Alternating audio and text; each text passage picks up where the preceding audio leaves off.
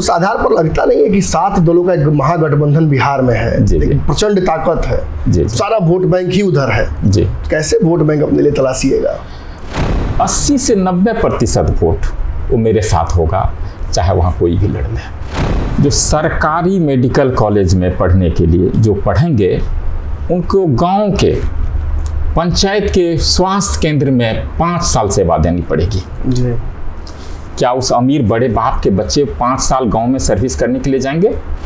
आप कल्पना कीजिए उन दिनों का, 2005 से पहले वाली स्थिति, 90-95 का जो दौर था, 95 का, 2000 का, जब आप मोटरसाइकिल लेकर के जाते थे तो आप मोटरसाइकिल के साथ वापस आएंगे इसकी गारंटी नहीं थी।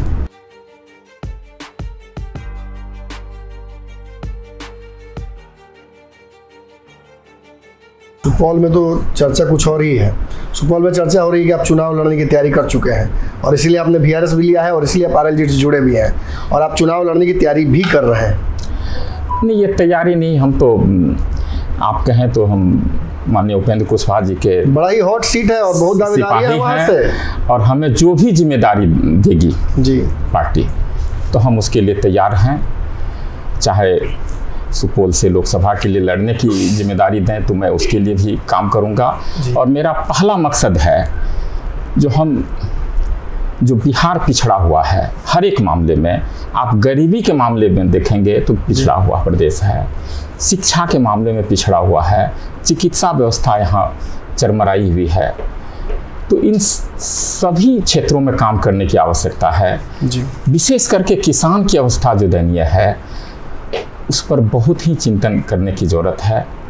आज आप कहेंगे, अभी मैं थोड़ा एक उदाहरण और दूं जी।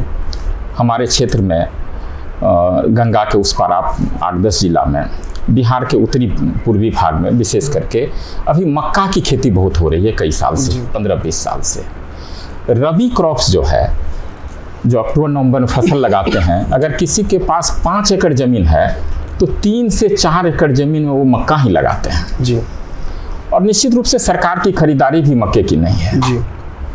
और वहाँ किसान के साथ यह शोषण होता है, जब फसल की पैदावार होती है, इसी साल का उदाहरण ले लें जी। शुरुआती समय में ये 2300-2400 रुपये का रेट था, अप्रैल के शुरुआती समय में। जब किसान का फसल पैदा हो गया तो अभी 1600 रुपया कुंटल का रेट है। और किसान के पास कोई विकल्प नहीं है, क्योंकि वह उधार कर्ज लेकर के उनको तुरंत पैसा देना है जी। दूसरा फसल लगाना है, वहाँ भी पैसे की ज़रूरत है, तो उसे तुरंत फसल बेचना भी है, तो 1500-1600 रुपया क्विंटल बेचने के लिए मजबूर है। लेकिन उसका जो वास्तविक दाम है 15 दिन पहले, 20 दिन पहले वो 2500 रुपया था जी। और आने वाले 1-2 महीना के अंदर, 3 महीना के अंदर, जब किसान के पास से ये साहूकार के पास चला जाएगा मक्का, तो आप देखेंगे 2400-2500 का रेट हो जाएगा। इसके लिए सरकार की कोई व्यवस्था नहीं है। इसके कई उपाय हैं और सरकार चाहे तो उस पर पहल करे तो किसान को यहाँ उसका उचित मूल्य भी मिलेगा और उसकी आमदनी भी बढ़ेगी। उपाय ये है, अगर हर एक गांव में गोदाम हो जी, मैं नहीं कहता पूरी सरकारी हो, प्राइवेट भी हो, और सरकार उसके लिए सब्सिडी दे, जो आप प्रोत्साहित करें, और एक कर्मचारी प्रत्येक पंचायत में इसी मद में नियुक्त कर दिए जाएं, जो आपको किसान और बैंक की कड़ी बननी है, और किसान के फसल को उस वेयर हाउस में, गोदाम में रखवा देना है, बैंक का ताला लगवा देना है, बैंक से आप लोन की व्यवस्था उसको कर दीजिए, जो 1600 रुपया में बेचने के लिए मजबूर है। और जिस दिन दाम बढ़ेगा, किसान अपना माल बाजार में बेच लेंगे 2500-2400 रुपया में जी। और जो 50 रुपया, 40 रुपया या 60 रुपया ब्याज होगा, ब्याज बैंक को देंगे जी। और बैंक अपना पैसा लेगा, और जो बचा 800 रुपया, 700 रुपया जो मुनाफा होगा वो किसान को मिलेगा जी। तो इसमें करना ये है, केवल एक स्टाफ की नियुक्ति कर दे और उसको बैंक और किसान के बीच की कड़ी बना दे। किसान कहाँ कहाँ दौड़ेगा, कहाँ चक्कर लगाएगा। फसल बीमा की बात है, तो आप देखेंगे किसान के फसल का बिहार में विशेष करके तीनों मौसम जम करके होती है। 4-4 महीने का मौसम होता है। कड़ाके की ठंड पड़ती है। गर्मी भी 45-48 डिग्री तक होती है 4 महीना। वर्षा भी झमझमा कर होती है 4 महीने तक। और इस कठिन परिस्थिति में, विषम परिस्थिति में किसान और उसके बच्चे खेतों में काम करते हैं। और उसकी बदहाली जी, अगर एक छोटा सा भी व्यवसाय करता है, उससे खराब बदहाल है जी। आप कल्पना कीजिए, अगर सरकार थोड़ा भी संवेदनशील है तो इस विषय पर जरूर सोचना चाहिए। बिहार में पिछड़े इलाके बहुत सारे हैं जी, लेकिन सुपौल भी काफ़ी पिछड़ा हुआ है। जी। हालांकि राजनीतिक रूप से पिछड़ा हुआ नहीं है। जी नहीं जी। अगर पिछले चुनाव के ट्रैक रिकॉर्ड हम देखते हैं तो त्रिशंकु हो जाता है कई बार तो। जी जी जी। और इसमें आप आए हैं। बिहार में एक स्पेशल टर्म कहा जाता है सर पॉलिटिक्स में, हम लोगों ने भी बहुत उपयोग किया है, पैराशूट कैंडिडेट। जी जी। तो वो टैग आप पे लग जाएगा। आप आए हैं साल भर पहले चुनाव से, ये टैग आप पर आपके जो विरोधी हैं वो हमेशा लगाएंगे। कैसे इसको टैकल कीजिएगा? जी, जहाँ तक मेरी बात है, मैं पूरे लोकसभा में 6 विधानसभा क्षेत्र हैं जी, कहीं भी परिचय का मोहताज नहीं हूँ। और मैं इतना जुड़ा हुआ हूँ लोगों से, उन्हें लगता है ये ज़मीन का आदमी यही है, बाकी लोग जो हैं। और मेरी जो राजनीति है और मेरा जो काम करने का तरीका है, निश्चित रूप से लोग इसको प्रोत्साहित हमें कर रहे हैं। लोगों में उमंग है, उत्साह है। और पहली बार लोगों को लग रहा है जो हमारे बीच हमारा बेटा यहाँ आया है और हमारे लिए काम करेगा और हमारे लिए सोचेगा। और आशा भरी निगाहों से हमें देख रहे हैं। और मैं भी उनकी जितनी आशा है हमारे प्रति, मैं उससे कई गुना ज़्यादा उनके लिए मैं काम करूंगा। 10 साल हो गया है मोदी सरकार को, एंटी इनकम्बेंसी शुरू हो गई है। आप बहुत समझदार हैं इस मामले में। जी जी। और आपकी पार्टी ने अभी तक हालांकि गठबंधन नहीं किया, लेकिन आप किस तरफ जा रहे हैं ये पता है। जी जी। उस आधार पर लगता नहीं है कि 7 दलों का एक महागठबंधन बिहार में है, एक प्रचंड ताकत है। जी जी। सारा वोट बैंक ही उधर है। जी। कैसे वोट बैंक अपने लिए तलाशिएगा? देखिए, जहाँ तक सुपौल की बात है, आप 2014 के इलेक्शन को मापदंड जी लें जी, तो 2014 में वहाँ रंजिता रंजन कांग्रेस की उम्मीदवार थी, राजद के साथ गठबंधन था, वो जीती थी। 3,32,000 वोट आया था जी। दूसरे नंबर की पार्टी वहाँ जदयू थी, नीतीश कुमार जी की जदयू थी, और उनको 2,73,000 वोट आया था। और बीजेपी तीसरे नंबर की पार्टी थी, 2,49,000 वोट आया था। तो ये मापदंड वहाँ का है।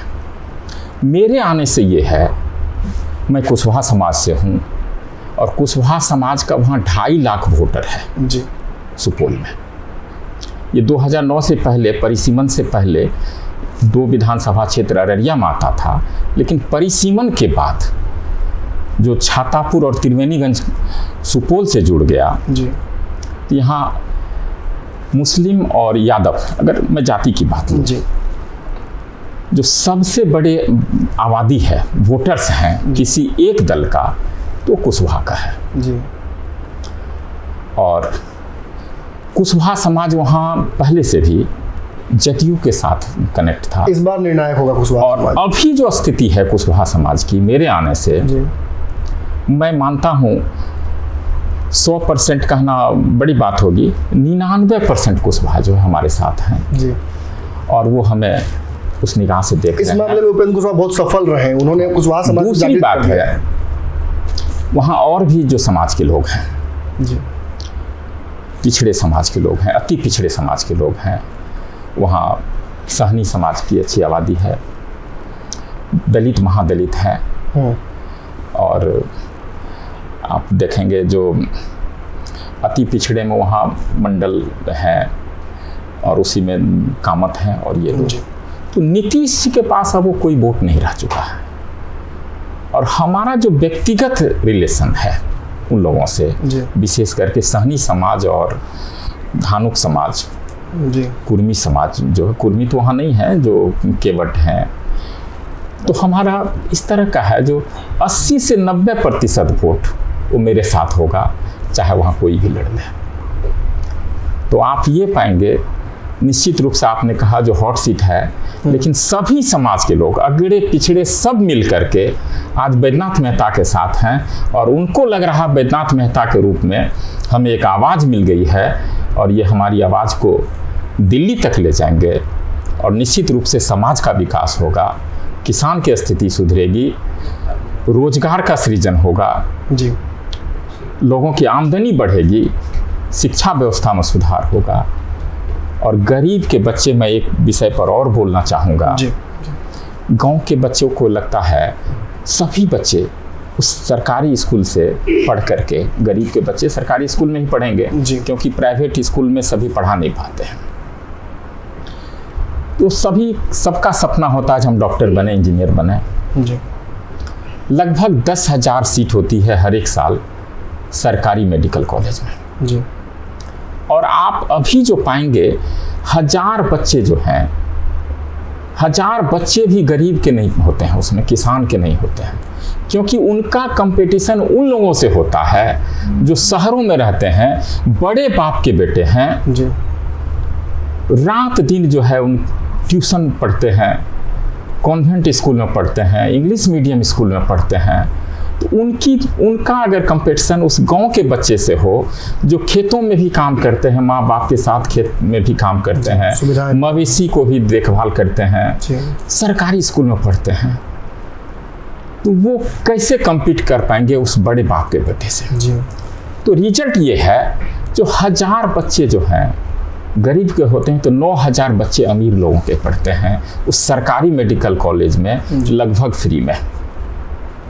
10,000 15,000 फी होता है। जी। जबकि प्राइवेट मेडिकल कॉलेज में आप जो 1 साल पहले 2 साल पहले भी कॉलेज खुला है, तो उनका फी जो है ना कम से कम 90 लाख रुपया आपको लगेगा एक डॉक्टर बनाने। MBBS डॉक्टर की बात मैं कर रहा हूँ, 4.5 साल की पढ़ाई के लिए। तो अब गरीब के बच्चे डॉक्टर कैसे बनेंगे? मैं इसमें कहता हूँ बहुत संसाधन की जरूरत नहीं है, आप एक पॉलिसी लाइए। आप जिस दिन यह पॉलिसी लाएंगे, जो सरकारी मेडिकल कॉलेज में पढ़ने के लिए जो पढ़ेंगे, उनको गांव के पंचायत के स्वास्थ्य केंद्र में 5 साल सेवा देनी पड़ेगी। जी। क्या उस अमीर बड़े बाप के बच्चे 5 साल गांव में सर्विस करने के लिए जाएंगे? नहीं जाएंगे। तो क्या होगा? तो उनके लिए या तो आप इसी कॉलेज में पढ़ो, 90 लाख फीस दे करके पढ़ो जी, जहां आपका हुआ है, बिल्कुल, या आप प्राइवेट में जाओ। तो निश्चित रूप से वो जो 9000 अमीर के बच्चे हर एक साल मेडिकल कॉलेज में दाखिला लेते हैं, वो प्राइवेट कॉलेज में चले जाएंगे, और यहाँ गरीब के बच्चे जो 600 नंबर नहीं ला पाए, 550 लाए हैं, 500 लाए हैं, 400 नंबर लाए हैं, उनका दाखिला उस सरकारी मेडिकल कॉलेज में हो जाएगा, और वो जब डॉक्टर बनेंगे 5 साल की ही तो बात है, गांव के उप स्वास्थ्य केंद्र में भी काम कर लेंगे, और गांव में भी जो है स्वास्थ्य की व्यवस्था अच्छी होगी। गांव में आपको MBBS MD MS डॉक्टर मिलेंगे, स्वास्थ्य की व्यवस्था भी सुधरेगी, और गरीब किसान मजदूर का बेटा भी सरकारी मेडिकल कॉलेज में पढ़ करके डॉक्टर बनेगा। यहाँ पैसे की जरूरत है क्या? जी, जरूरत है, आप बताइए। नहीं, आइडियाज की जरूरत है। आपने बहुत, हाँ, आइडिया की जरूरत है, इस पर काम करने की जरूरत है। एकदम अंतिम सवाल है मेरा जी। सुपौल के बारे में तो आप लगातार वहाँ मौजूद है, तो आप जान ही रहे होंगे। जी। 3 बड़ी समस्याएं सुपौल की, जी। जो रंजिता रंजन रही या जो भी रहे, अब तक सॉल्व नहीं कर पाए, जो आपको लगता है कि अत्यंत आवश्यक है, तुरंत आप जाएंगे तो सबसे पहला काम आप वही करेंगे, क्या है? पहला काम है जो किसान की जो स्थिति है, मैं पहला काम जो 70% आबादी है किसान, उनके लिए मुझे ये काम करना है। निश्चित रूप से मैं जब तक पावर में हमारी सरकार नहीं आती है या हम लोग सरकार के साथ नहीं जाते हैं, तो यह असंभव ही लग रहा, मुश्किल लग रहा, असंभव तो कुछ भी नहीं है। जो किसान की स्थिति कैसे सुदृढ़ हो, उसके लिए काम करना पड़ेगा। दूसरी बात, शिक्षा व्यवस्था को सुधारना पड़ेगा, उसमें थोड़ा समय जरूर लग जाएगा। सरकार ने भी पहल की है, BPSC से एग्ज़ाम अब नए लोगों को लेंगे, लेकिन पुराने लोग तो जमे हुए ही हैं, उनका क्या करेंगे? तो ये पूरी व्यवस्था सुधरने में लगभग 10 साल और लगेंगे। तो इस स्कूल से जो पास आउट हैं, जो पढ़े लिखे लोग हैं, उनके लिए ITI कॉलेज, जिसकी चर्चा आपने की, ITI की पढ़ाई हो उसी हाई स्कूल में, तो वो चीज़ करेंगे तो निश्चित रूप से बिहार में की आमदनी भी बढ़ेगी, लोगों का लिविंग स्टैंडर्ड भी बढ़ेगा और बिहार पिछड़ा राज्य का, जो अति पिछड़ा राज्य, सबसे पिछड़ा राज्य है, उसका तगमा यहाँ से हट जाएगा। और दूसरी बात, जो हम लोग कटोरा लेकर के हमें विशेष राज्य का दर्जा दे दो, इस तरह की जो बात कर रहे हैं, ज़रूरत ही नहीं पड़ेगी। दूसरा है बेरोजगार। अब आप बेरोजगार में 3 तरह के लोग हैं समाज में। एक तो सरकारी स्कूल से पढ़ लिए या नहीं भी पढ़े, वो किसी भी तरह का काम करने के लिए तैयार है, मजदूरी भी कर लेंगे, खेतों में काम कर लेंगे, तो अपना भरण पोषण कर रहे हैं। दूसरा तबका है जो पढ़े लिखे लोग हैं, सरकारी नौकरी मिल गई या प्राइवेट भी कहीं मिल गई, वो कर रहे हैं। एक वर्ग ऐसा है जिसके बाप दादा के पास 10 बीघा 5 बीघा ज़मीन था, आज होते होते 2-4 बीघा बचा है, खेतों में ज़रूरत नहीं है उतने लोगों की खेत में काम करने की, वो खेत में भी काम नहीं कर सकता है, डिग्री BA MA का लिया हुआ है, खेत में जाने में भी शर्म लगता है उसे, सोशल स्टेटस की बात होती है, बाहर पंजाब दिल्ली में भी मजदूरी नहीं कर सकता है वह। तो ऐसे जो बेरोजगार युवक हैं, इनको अति शीघ्र नौकरी देने की आवश्यकता है। ये असामाजिक गतिविधि में धीरे धीरे आते जा रहे हैं और अगर यही स्थिति रही तो 2005 से पहले वाली स्थिति आने में ज़्यादा समय नहीं लगेगा। आप कल्पना कीजिए उन दिनों का, 2005 से पहले वाली स्थिति, 90-95 का जो दौर था, 95 का 2000 का, जब आप मोटरसाइकिल लेकर के जाते थे तो आप मोटरसाइकिल के साथ वापस आएंगे इसकी गारंटी नहीं थी और घायल अवस्था में आते थे लोग। ATM तक लूट लिए जाते थे। डेली घटना कुछ न कुछ, हर एक पंचायत स्तर पर 2-4 घटना हो जाती थी। अभी आप देखेंगे ब्लॉक स्तर पर 2-4-5 ऐसी घटना डेली हो रही है। तो ऐसे लोगों को रोजगार देने की जरूरत है। मैं आपके नोटिस में एक छोटी सी बात देना चाहता हूँ। 2005 में जब नीतीश कुमार जी आए थे, सरकार बनी थी, तो उन्होंने नोटिस किया जो ऐसे बहुत बेरोजगार युवक हैं और जिसके कारण आपराधिक गतिविधि बढ़ी हुई है। तुरंत 1.5 लाख लोगों को शिक्षक नियुक्त कर दिए। नियुक्ति की प्रक्रिया क्या थी आपको मालूम ही था। मुखिया जी उनकी नौकरी देते थे, जहां तहां से नौकरी दे देते थे और उसका जो रिजल्ट आज ये है, जो शिक्षा व्यवस्था कहाँ पहुंच चुकी है। आज भी वैसे युवक हो चुके हैं। इनको आप खेती के काम में, किसान के वेलफेयर के लिए लगाइए। बहुत पढ़े लिखे लोगों को वहाँ ज़रूरत नहीं है। एक आदमी को लगा दीजिए आप एक पंचायत में, आप हर एक किसान का बीमा करवाओ, ऐसे कर्मचारी का। दूसरे का लगाइए आप भैया, 2 लोग लगा दीजिए। किसान का जो फसल है उसको बैंक के साथ संपर्क करके उनको लोन दिलवाओ और फिर जब होता है ऐसे 4-5-6 लोगों एक पंचायत में ज़रूरत है जो किसान के लिए काम करे, तो पूरे बिहार में हमको लगता है 60-70 हज़ार लोगों का रोजगार लग जाएगा। और ये जो अव्यवस्था फैलने जा रही है, फैल गई है और सामाजिक गतिविधि में लोग जा रहे हैं, तो कुछ हद तक निजात तुरंत मिलेगी। इसमें थोड़ा समय ज़रूर लगेगा। और जो मैंने टेक्निकल एजुकेशन की बात की या किसान की स्थिति सुधारने की बात कही, तो ये सब जब हो जाएगा तो निश्चित रूप से बिहार खुशहाल भी होगा। एक बात करें तो वैद्यनाथ जी, मैं बहुत बहुत आपको धन्यवाद देना चाहूँगा कि IAS होते हुए भी जिस तरीके का सोशियो पॉलिटिकल आपने अनुभव अपना शेयर किया और जितनी आपने तकनीकें साझा की हम लोगों के साथ। मैंने बहुत लोगों का इंटरव्यू लिया है, खासतौर पे जब IAS और IAS लोगों का जब इंटरव्यू लेता हूँ तो मुझे ज़्यादा राजनीतिक बातें सुनने को मिलती हैं। उनका पॉलिटिकल थॉट होता है कि बिहार को बदल देंगे, लेकिन जिस तरीके से आपने माइन्यूट डिटेल्स बताएं कैसे बदलेगा, एक DPRO बना हुआ है आपका एकदम दिमाग में, और वो बहुत बधाई के पात्र है उसके लिए। आप निश्चित तौर पर सुपौल से दावेदारी भी इनकी है, बता नहीं रहे हैं, लेकिन तैयारी तो कर ली है आपने। 7 साल का अपना नौकरी छोड़कर आ रहे हैं, तो आप समझ सकते हैं कि जो सुपौल की राजनीति पहले से खोली हुई है उसको और खोलाने के लिए आए हैं। विभिन्न मुद्दों पर अपनी बात इन्होंने रखी। उम्मीद है इनकी बातों से आप इत्तेफाक रखते हो। बिहार में एक समय आया था जब उपेंद्र कुशवाहा ने कहा शिक्षा को लेकर एक क्रांति की थी, तो एक बड़ी बात उन्होंने कही थी, मुझे आज भी वो बात याद आती है कि बिहार में शिक्षित लोगों की आवश्यकता बहुत ज़्यादा है। पढ़ के अगर यहाँ से बाहर चले जाएंगे तो फिर बिहार में रहेगा कौन? और निश्चित तौर पर ऐसे लोग जब बाहर से आते हैं और बिहार को सुधारने की बात करते हैं तो उम्मीदें जगती हैं। उम्मीद है कि आपको ये इंटरव्यू अच्छा लगा हो। इस चर्चा के दौरान जो बातें इन्होंने कही उसका जवाब या उस पर तर्क अगर आप देना चाहते हैं तो कमेंट्स के समय आइए, अपनी बात रखिए, इस चर्चा को अनवरत चलाते रहिए। धन्यवाद।